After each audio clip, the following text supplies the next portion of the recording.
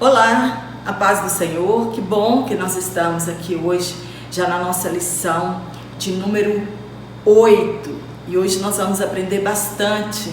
Eu espero que você tenha tido uma aula 7 boa, que você tenha tirado muito proveito para a sua vida espiritual e também para a sua classe. Nós aprendemos a respeito da unção do Antigo Testamento e como é feito a unção hoje, no tempo da graça, na dispensação onde nós estamos sendo guiados pelo Espírito Santo. Para você que está aqui pela primeira vez, eu sou Jane Martins de Souza, eu sou professora e superintendente de Escola Bíblica Dominical. Fica comigo até o final desta aula, nós vamos aprender bastante a respeito da Palavra de Deus. E eu confesso que eu aprendo muito com o meu canal e quando eu estou estudando para gravar esta aula.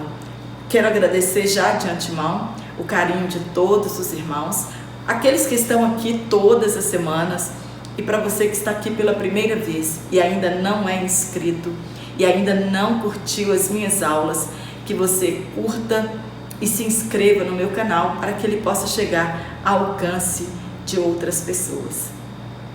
Hoje, na lição de número 8, nós vamos falar sobre o exílio de Davi, e o texto que foi tomado por base está em 1 Samuel, capítulo 22, versículo 1 ao 5. E o segredo para ser um bom professor é que você estude a sua lição com antecedência e que você também leia a Bíblia. Nunca deixe de ler a Bíblia, porque é ela que nos alimenta. O Espírito Santo nos dá graça e sabedoria por intermédio da Palavra de Deus. E hoje nós vamos falar sobre o cumprimento de uma promessa. Quando é que nós somos separados por Deus, somos vocacionados, somos ungidos para uma tarefa? Se você ainda não ouviu a minha aula de número 7, ouça para você aprender a diferença do que é ser ungido. As pessoas hoje têm muita dúvida a respeito da unção, o que é ser ungido hoje na dispensação da graça. Então Davi, ele foi ungido, nós vemos que ele continuou servindo a seu pai com humildade, esperando com paciência o tempo determinado por Deus para que ele assumisse de fato o reinado que Deus tinha colocado em suas mãos. A unção, nós aprendemos que é quando uma pessoa ela é separada, ela é capacitada por Deus para um propósito, para um desígnio de Deus, para um plano de Deus, para um projeto de Deus. E Davi foi o rei a qual Deus tinha escolhido para que governasse aquela nação de judeus unificada.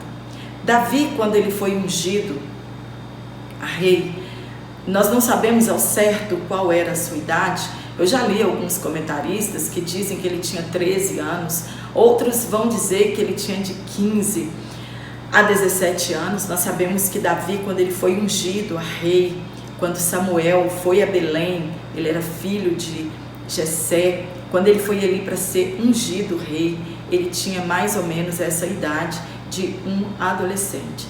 Entre 13 a 17 anos foi o tempo em que Davi foi ungido. Alguns dão a data aproximada de quando ele nasceu, e nós sabemos que Davi, ele viveu 70 anos da sua vida. Morreu muito jovem em relação aos outros que nós conhecemos na história, que Deus tinha um propósito na vida dele.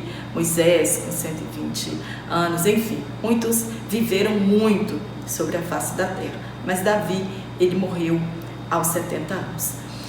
Então ele foi ungido nesta idade, em sua adolescência. Ele recebeu a capacitação que vinha do Espírito Santo de Deus. Ele já estava capacitado por Deus, o Espírito Santo já tinha apoderado da vida dele, mas ele precisava ser provado, ele precisava ser testado. Davi, ele precisava ser ajustado ao padrão de Deus, à vontade de Deus, para que ele fosse o rei segundo o coração de Deus. Nós estudamos que a maioridade nos tempos bíblicos, pelo menos para o sacerdócio, era dos 25 ao 30 anos. Quando um homem estava com 30 anos, era maturidade e ele estava pronto para oficializar no sacerdócio. Nós encontramos que o levita, para assumir o sacerdócio, para ele trabalhar no templo de Deus, ele deveria ter essa idade, entre 25 a 30 anos de idade. Está em Números, capítulo 8, versículo 24, e também no capítulo 4 e no versículo 3. Jesus, quando ele começou o seu ministério terreno, foi aos 30 anos de idade. Jesus estava pronto para ser o sumo sacerdote da igreja, do mundo, de todo o povo. E Davi também, quando ele começou a reinar, ele tinha 30 anos e reinou 40 anos sobre a nação de Israel. Está em 2 Samuel, no capítulo 5. Mas isso é muito relativo. Nós encontramos em outras passagens que quando a pessoa tivesse de 20 anos para cima, ela já estava pronto, apto para assumir uma outra tarefa ali no meio do povo de Israel. E Samuel mesmo, quando ele começou a oficializar no sacerdote lá no templo, ele ainda era muito jovem. Mas aqui, para este propósito, ele tinha que ter uma idade, estar pronto, ter sido amadurecido, provado e testado por Deus. Capacitado, ele já tinha sido, mas ele precisava ser aprovado por Deus. E isso, nós falamos da idade, depende da necessidade na Bíblia. Nós encontramos reis assumindo ainda criança, com 8 anos, assumindo o trono. Isso ia muito da necessidade do momento. Aqui no caso de Davi, era necessário que ele fosse treinado, que ele fosse provado, que ele fosse testado e aprovado por Deus. Afinal de contas, ele ia liderar 12 tribos de Israel. O que nós aprendemos com este exílio de Davi? Que o tempo e o sofrimento, ele serve para nos preparar. Que Deus permite tais provações para que nós sejamos aprovados. Nós sejamos obreiros aprovados. E este foi o caso de Davi. Nós precisamos diferenciar o nosso tempo do tempo de Deus. O nosso tempo, ele é chamado de Cronos. E o tempo de Deus é chamado de Kairos. Então, o nosso tempo não é o tempo de Deus.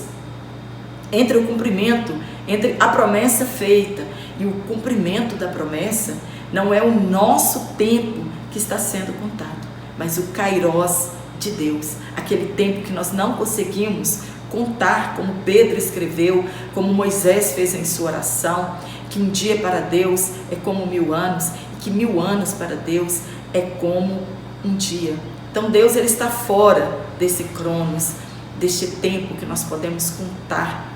Deus, ele é atemporal, e as coisas, elas não acontecem dentro do nosso tempo, mas no tempo de Deus. Elas não acontecem como nós queremos. Davi ia aprender isto de uma forma terrível, as duras provas que ele iria passar. Era necessário Davi vencer o crivo do tempo, quando a promessa foi feita até o seu cumprimento. E Davi, ele nos ensina como ser pacientes e esperar em Deus. E aí fica a pergunta: por que Davi se exilou? Por que ele teve que fugir? Por que ele teve que sair da sua casa, sair da casa real? O que estava acontecendo na vida dele?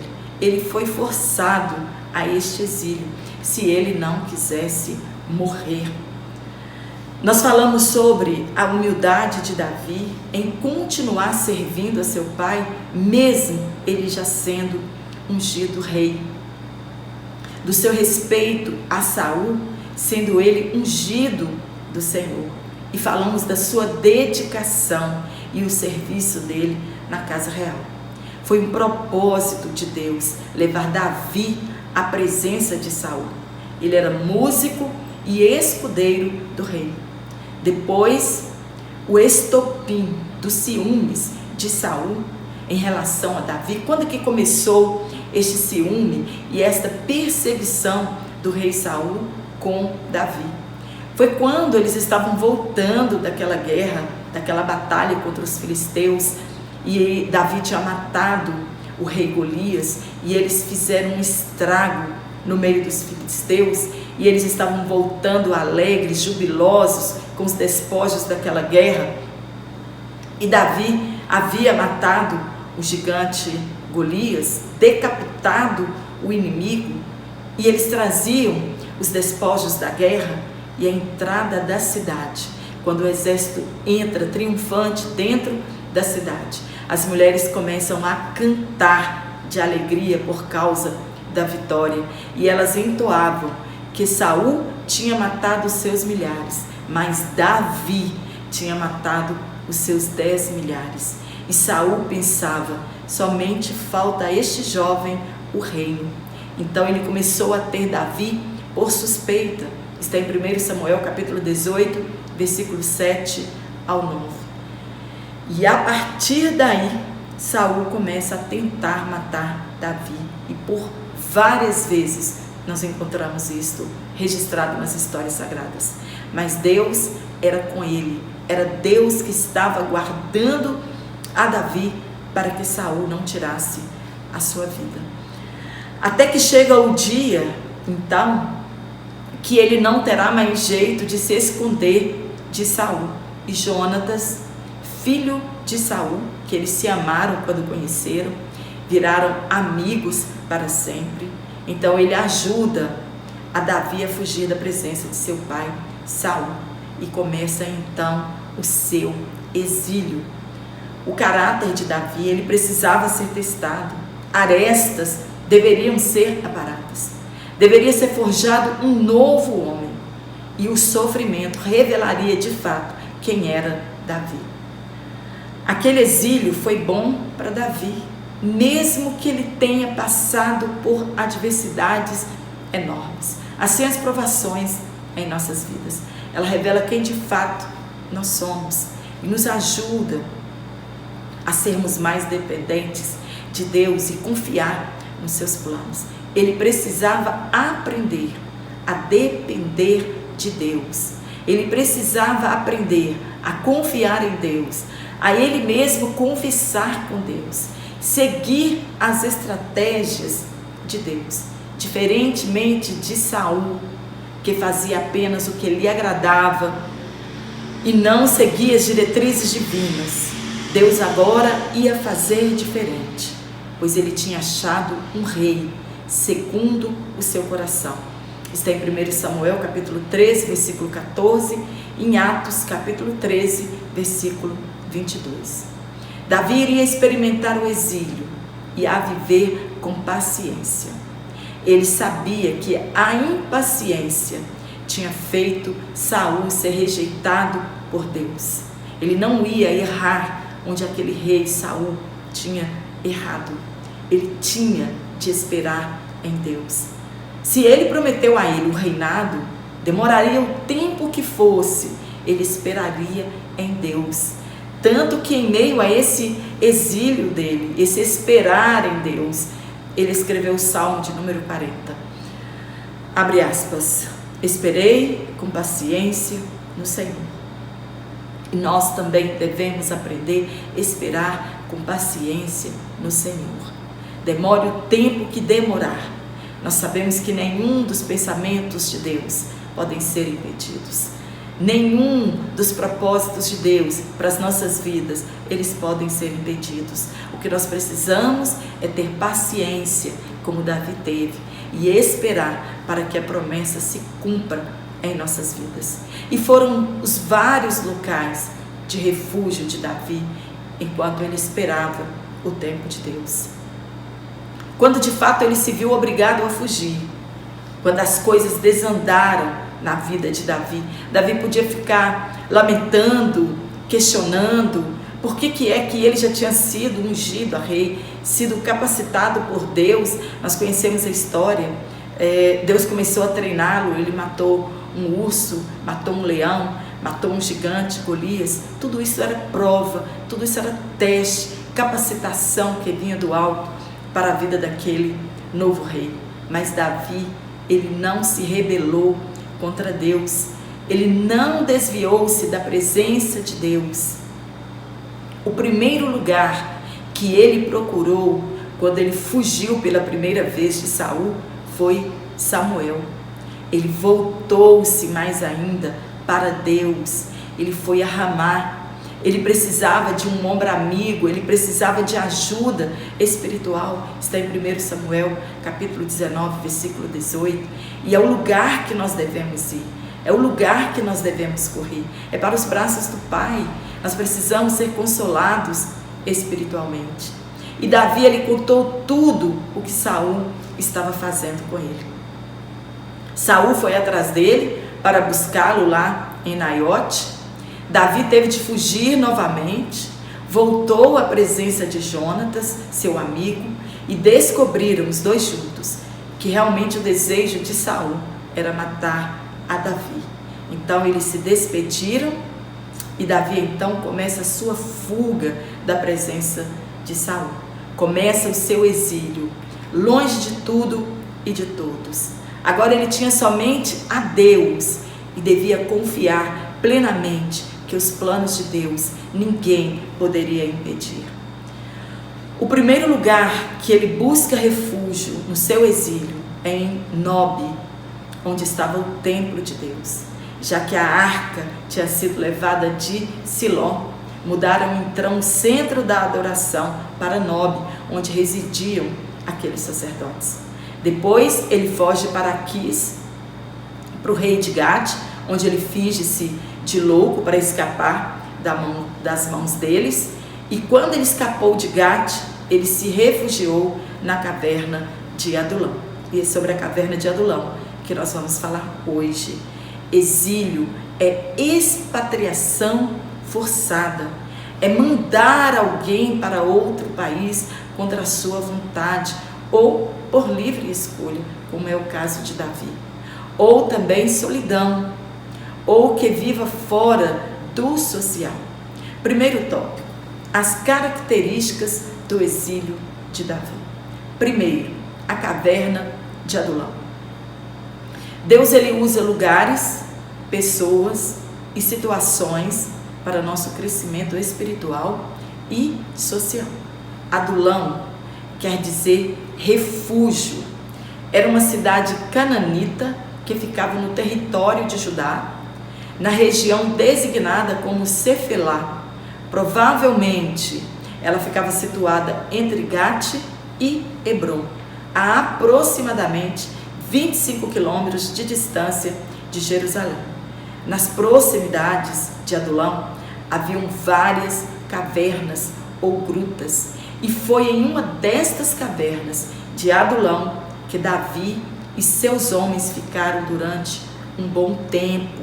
Essa cidade, ela é citada em algumas citações bíblicas, como por exemplo, Josué matou o rei de Adulão, está em Josué capítulo 12, versículo 15. Roboão edificou a Adulão, está em 2 Crônicas capítulo 11, versículo 7. E nós encontramos outras citações que nós temos na lição e não é necessário falar aqui na nossa aula. E esta cidade hoje, ela é chamada de Aid El-Mar. Ela existe, essa cidade, porém, com este nome. No ponto 2, os exilados da caverna de Adulão. Estas cavernas, elas eram imensas. Nós podemos pensar, mas como ficou Davi com sua família de 400 a 600 homens, porque depois o número dos homens que começaram a seguir Davi chegaram a 600, como ficavam tantas pessoas dentro desta caverna? Se possível for, eu vou deixar aqui umas imagens da caverna de Adulão. Eram cavernas imensas, né? Elas tinham várias entradas e em algumas dessas cavernas cabiam até 1000 pessoas. E a notícia correu que Davi estava fugindo de Saul e que se encontrava na caverna em Adulão. E muitos foram lhe fazer companhia, outros foram para se juntar a ele.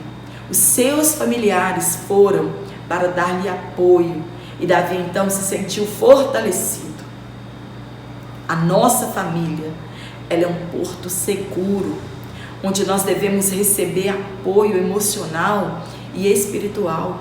A nossa família é a nossa base da nossa vida, do nosso ministério. Sem uma família que nos apoia, né, que nos recebe, seria muito difícil para Davi se ele não tivesse o apoio da sua família, que foi diferente da família de Jesus, que não o apoiou em seu ministério. Nas perseguições e situações de sofrimentos, e os outros que foram até ali, era porque estavam em situações difíceis, homens endividados, insatisfeitos com Saul, escravizados também. E Davi se faz chefe deles. Davi se torna líder daqueles homens. Davi treina aqueles homens. Ele é exemplo para aqueles homens, como eles deveriam se portar. Parecia improvável dar certo. 400 homens, quase que bandidos, dentro daquela região. Parecia improvável. Porém, Davi estava sendo treinado para ser um grande líder. E liderança se faz com exemplo. E Davi, ele foi um grande exemplo de líder. O líder faz e ensina a fazer. E tudo com amor e altruísmo. Todos tinham o mesmo ideal. Quando nós trabalhamos em grupo, todos têm que ter o mesmo ideal, pensar as mesmas coisas, compartilhar as suas ideias. E o líder, ele não é chefe, porque chefe não faz, chefe só manda fazer. Não, o líder, ele tem que fazer, ele tem que ser exemplo, ele tem que servir as pessoas. E Davi foi um líder treinado, né, moldado no deserto da vida. Eles tinham o mesmo ideal e se mantiveram fiéis a Davi. E Davi se manteve fiel a Deus, esperando o tempo de Deus. Assim também nós cristãos, ligados por Cristo, nós devemos lutar por um mesmo objetivo. Não deve haver rachaduras no nosso meio, não deve haver divisões em nosso meio, ou nós queremos trabalhar para proveito próprio. Deve haver união e força e o mesmo ideal. O crescimento do reino de Deus, nós devemos estar, o objetivo nosso deve ser o mesmo, o crescimento do reino de Deus. Nós devemos ter as mesmas prioridades e o bem comum. E não lutarmos apenas pelas nossas prioridades e pelo nosso bem pessoal, né? Eu quero estar bem e o resto que se vire. O ideal de Davi era que todos estivessem bem. Somente teremos sucesso se este for o nosso objetivo comum. Está em Filipenses capítulo 2, versículo 4 e o versículo 21. O ponto 3, o simbolismo da caverna de Adulão. O que aquela caverna ela representava para Davi e o que ela representa hoje nos nossos dias? A história, ela deve ser contada exatamente como ela é. Não há no Novo Testamento um link que liga a caverna de Adulão à igreja de Cristo da atualidade. Nós não vimos isso ser confirmado no Novo Testamento, mas nós encontramos diversos eruditos, estudiosos, pregadores, fazendo este link com a igreja do Novo Testamento. Né? Alguns eruditos também, eles fazem esse link da caverna de Adulão com a igreja invisível do Novo Testamento. Eles fazem esta mesma comparação. Davi, ele é um tipo de Cristo, que recebe todos que vão a ele, né? Jesus, ele recebe a todos que vão a ele, que estão cansados do pecado e oprimidos pelo inimigo de nossas almas. Está em Mateus capítulo 11, versículo 28 e o 29. E Jesus não rejeita de jeito nenhum a nenhuma destas pessoas. Antes, eles a transformam e faz de cada uma delas uma nova criatura.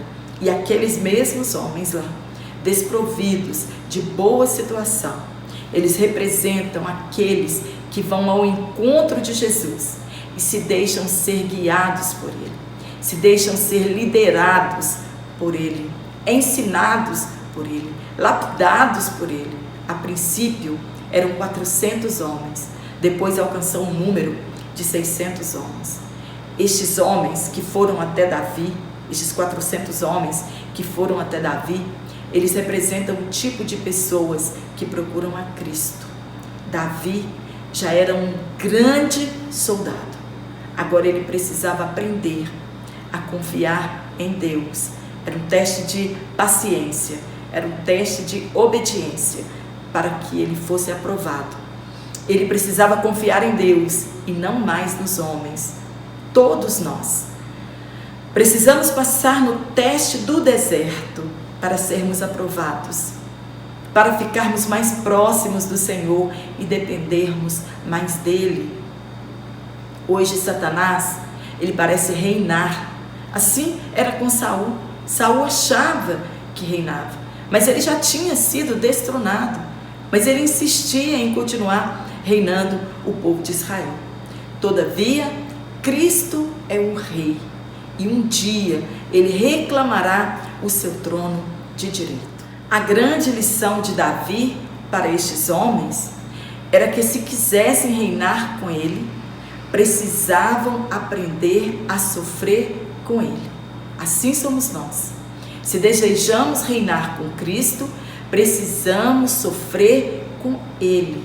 Está em 2 Timóteo, capítulo 2, versículo 12. Mas antes, precisamos ser lapidados, transformados por eles, para podermos fazer parte do seu reino.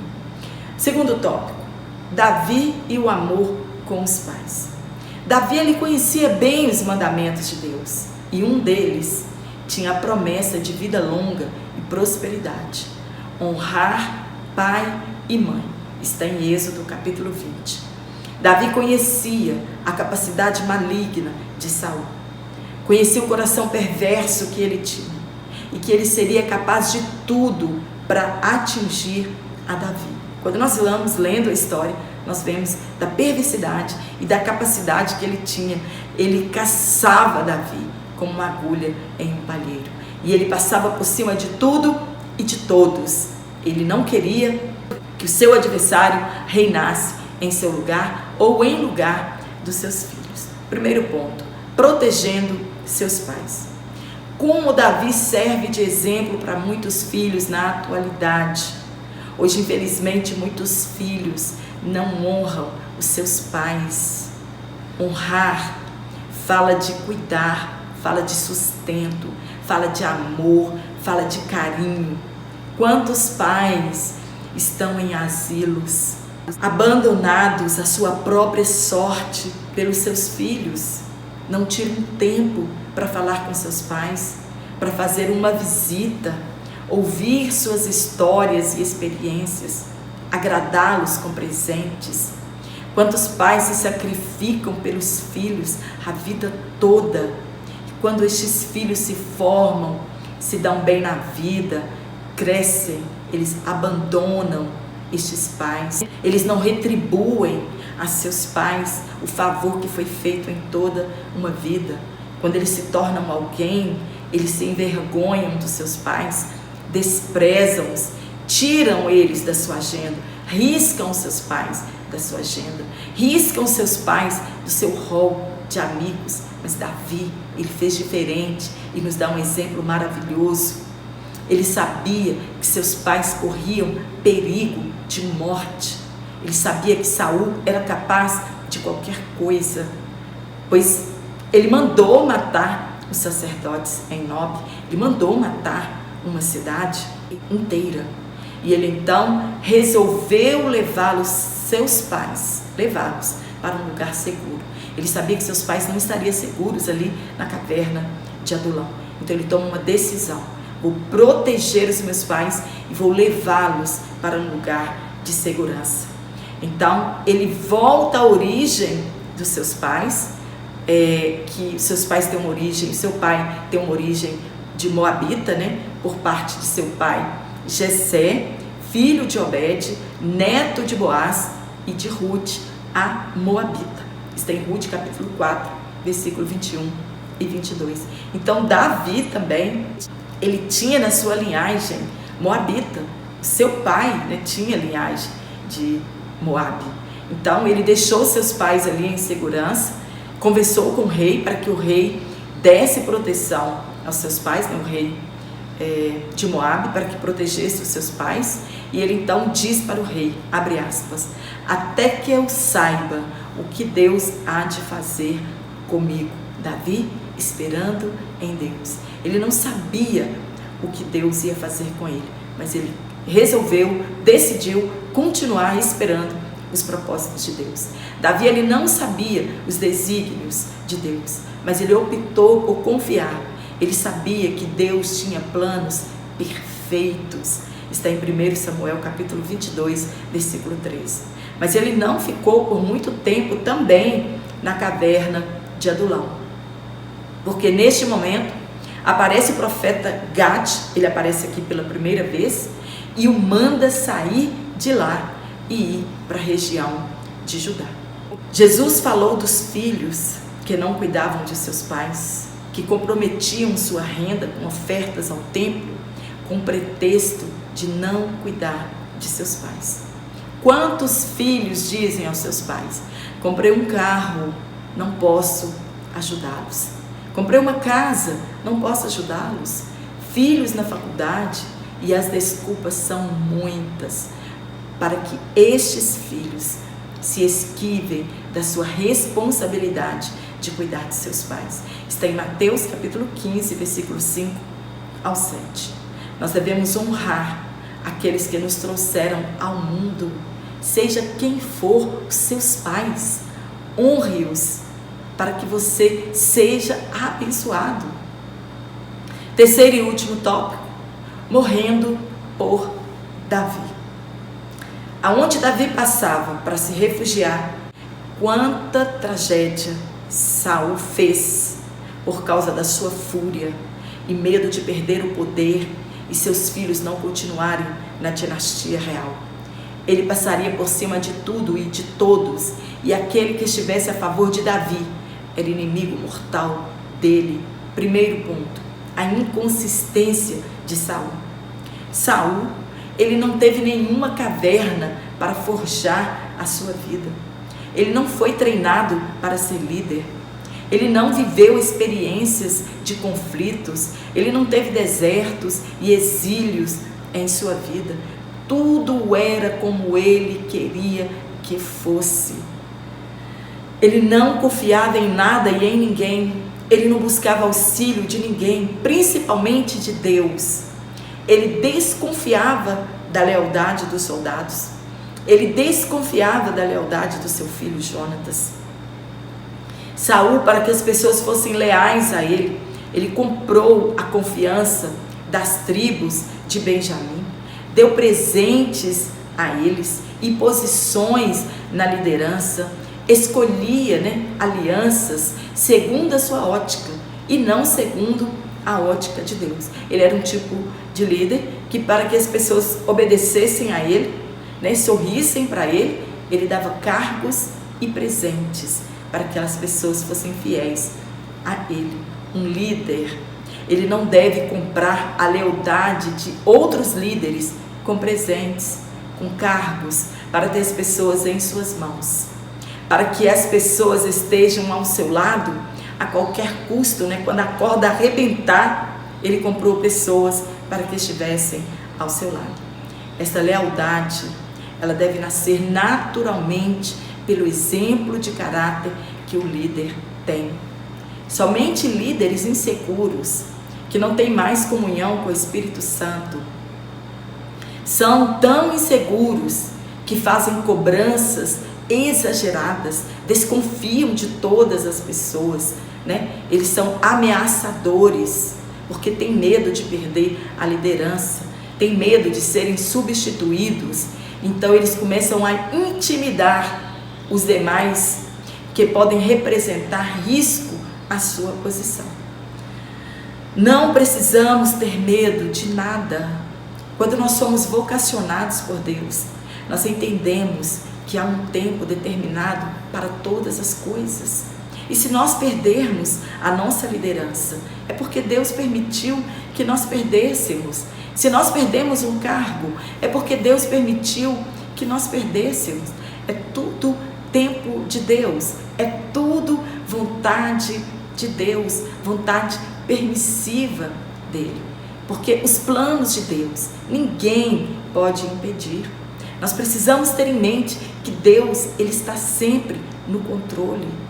Seja um líder segundo a sua vocação. E se você não é um líder, honre então os seus líderes e os considere como homens de Deus. Davi, ele considerava a liderança de Saul e ele o tinha em alta estima por ele ser um ungido de Deus. Mesmo sabendo que Deus já o tinha rejeitado, ele tratou Saul com respeito e com temor. Davi, ele não bolou nenhum plano para tomar o poder à força ou para matar a Saul, para ocupar o seu lugar. Nós não precisamos passar por cima de ninguém. Tudo acontecerá em nossas vidas segundo os planos de Deus, segundo o tempo, segundo o kairós de Deus. Então você não precisa ficar bolando estratégias, fofocas para destruir alguém, para tomar um lugar de alguém. Davi é um exemplo. Davi não bolou nenhum plano, nenhuma cilada, nenhum projeto para ocupar o trono. Ele esperou o kairós de Deus. Ele esperou com paciência para que a promessa fosse cumprida em sua vida. Mas Davi tratava ele como um ungido do Senhor. Mas isso não quer dizer hoje que se um líder estiver em pecado, ele não tenha que ser disciplinado ou até mesmo excluído do rol dos membros. Nós não podemos tolerar o pecado, uma pessoa em pecado e trabalhando na casa de Deus, porque toda a igreja irá sofrer. Aquele unção era que Davi não queria tocar nele, ele não queria criar um plano e tomar à força o trono que por direito era dele, mas que ainda não tinha chegado o seu tempo. Mas nós devemos honrar aos nossos líderes. Está em Hebreus capítulo 13, versículo 7. Se você não honra o seu líder, honre, ore por ele, para que Deus o abençoe e o capacite mais, para que ele consiga levar a obra de Deus com prosperidade e sabedoria. Para que o nosso líder tenha uma liderança forte e baseada na vontade de Deus. Ponto 2. O preço de proteger Davi. Quando Davi começou a fugir de Saul, antes de estar em Adulão, Davi refugiou-se em Nobe, no templo dos sacerdotes, buscando alimento e armas. O sacerdote Aimeleque, ele teve muito medo de Davi, porque Davi estava sozinho e ele sabia, ele sentia que alguma coisa errada estava acontecendo.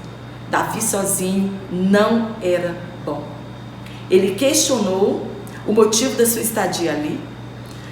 Davi preferiu mentir, dizendo que estava em uma missão especial e secreta, mandado por Saul, dizendo que estava com fome, que precisava de uma arma.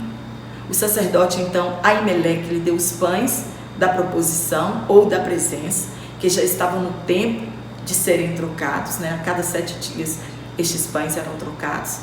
Por isso, e isso era feito todos os sábados, mas somente os sacerdotes poderiam comer deste pão. E ele pergunta a Davi se ele e os seus homens estavam puros. Davi mente mais uma vez e diz que sim, eles estavam puros. Então ele diz: você pode comer do pão. E também leva a espada de Golias, que ele mesmo tinha matado, e ela estava ali dentro do templo como um troféu. Era assim que eles faziam, como sinal de humilhação do inimigo. Como a arca já não estava mais, ela tinha sido tomada pelos filisteus e estava em outro lugar, o objeto mais santo que estava ali no templo era o éfode. Porém, tinha alguém ali no templo que viu Davi conversando com Aimeleque. A Escritura não fala ao certo o que ele fazia ali. Diz apenas que ele estava cumprindo seus deveres diante do Senhor, buscando respostas para o rei, com Deus, né? O rei Saul, com Deus, estava buscando algo de Deus para o rei Saul, ou ele estava oferecendo animais para o sacrifício. Algumas traduções o chamam de mensageiro ou de pastor de ovelhas, mas o fato é que ele era fiel a Saul e não deixaria isso escapar. Saul então descobre, né, que ele estava lá, que ele tinha ido lá, e marcha em direção a Nobe para pedir satisfações ao sacerdote Aimeleque. Na verdade, ele chama o sacerdote até a sua presença para que ele preste satisfações porque que ele deu comida e protegeu a Davi. Pois ele queria matar a Davi e somente não o fez porque Deus não permitiu. Porque Davi era a descendência, cuja descendência que nasceria o Cristo, chamado filho de Davi. Davi mentiu, foi inconsequente, sua mentira resultou em tragédia. Mentira nunca traz coisas boas para nós. E a presença dele em Nobe trouxe morte para as pessoas daquela cidade. Saul, antes dele descobrir que ele estava em Nobe, que Davi tinha ido lá no templo, ele começa a cobrar todos os favores que dera ao povo.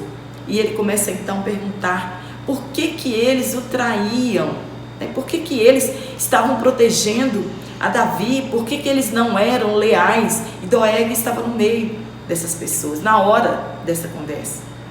Doeg estava entre os servos de Saul.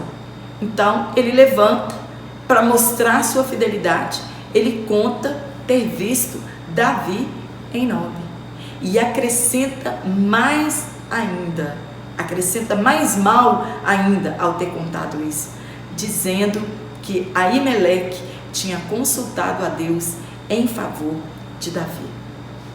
Então Saul manda chamar todos os sacerdotes, questiona a atitude deles e não lhes perdoam esta falta. Saul, veja bem como que era este homem. Saul, ele perdoou os amalequitas, não matou o rei dos amalequitas, Agag, e agora ele não perdoa os sacerdotes. Ele ordenou que os soldados matassem a todos. Os soldados não tiveram coragem de fazer isso, de matar os ungidos de Deus. E ele então manda que Doeg, o edomita, extermine os 85 sacerdotes de Nobe. E ainda mais, matar homens, mulheres e crianças recém-nascidos e animais da cidade de Nobe. Eles aprenderam de uma forma terrível o que era desobedecer a Saul.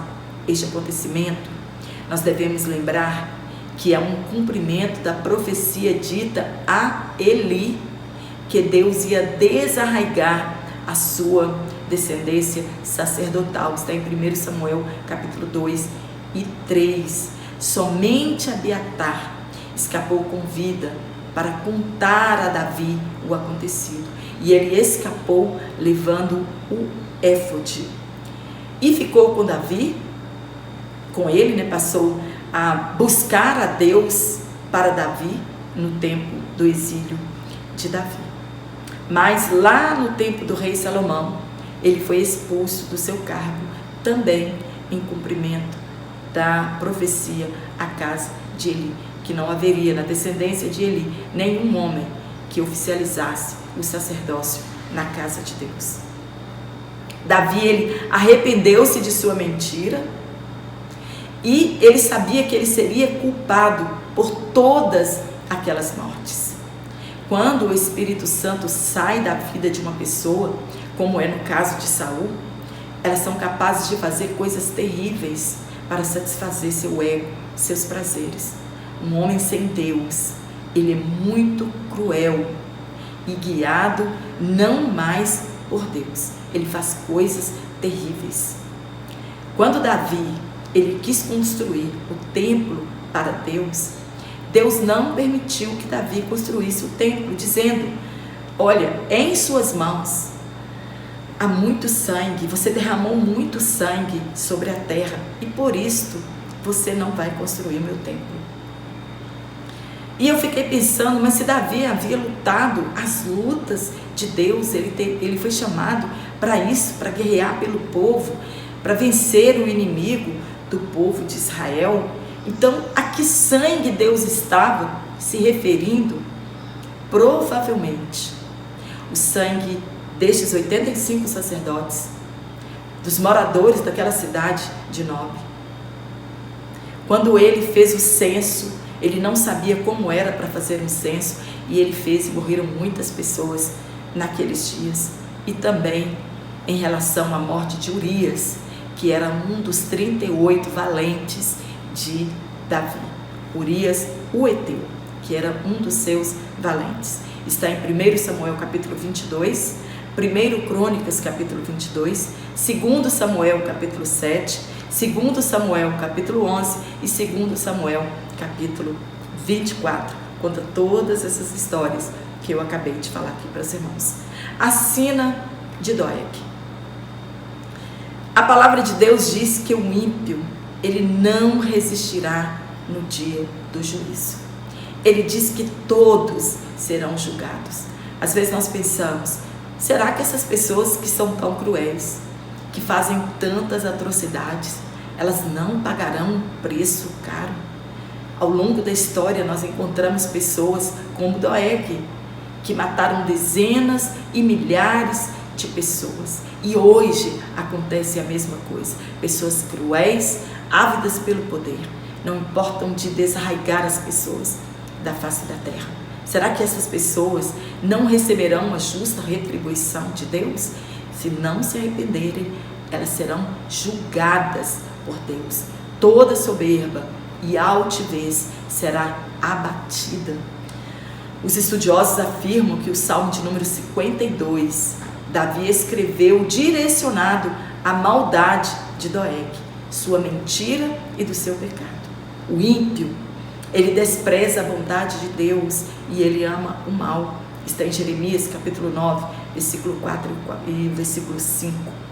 Ele não é reto no seu falar. Ele tem um espírito de grandeza, de soberba. Ele busca o reconhecimento e ele se apresenta às pessoas como poderoso. Os ímpios, eles devem se arrepender das suas obras más, antes que chegue o dia terrível do Senhor. Amém?